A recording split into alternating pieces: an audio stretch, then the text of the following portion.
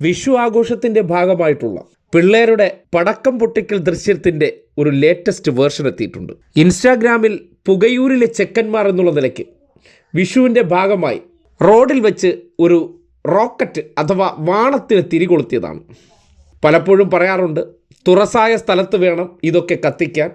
അപ്പുറവും ഇപ്പുറവും വീടുണ്ടെങ്കിലോ സ്ഥാപനങ്ങളുണ്ടെങ്കിലോ ആൾക്കാരൊക്കെ നിൽക്കുന്നുണ്ടെങ്കിലോ ഇത് കത്തിക്കരുത് എന്ന് ആവർത്തിച്ച് പറയുന്നുണ്ടെങ്കിലും പുകയൂരിലെ ചെക്കന്മാർക്ക് അതിതുവരെ എന്താണ് അതിൻ്റെ പ്രശ്നമെന്ന് ബോധ്യപ്പെട്ടില്ല. പക്ഷേ ഇക്കുറി കത്തിച്ചപ്പോൾ കാര്യങ്ങൾ ബോധ്യപ്പെട്ടു.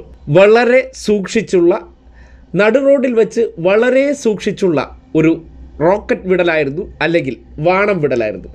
എന്താണ് സംഭവിച്ചതെന്ന് നിങ്ങൾ ദൃശ്യം കണ്ടറിയും.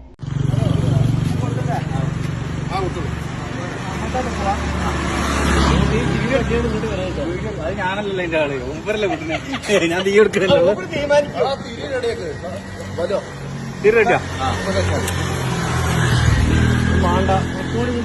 അതിപ്പോ കടയ്ക്ക് പോകാനുള്ള വഴി ഉണ്ടല്ലോ.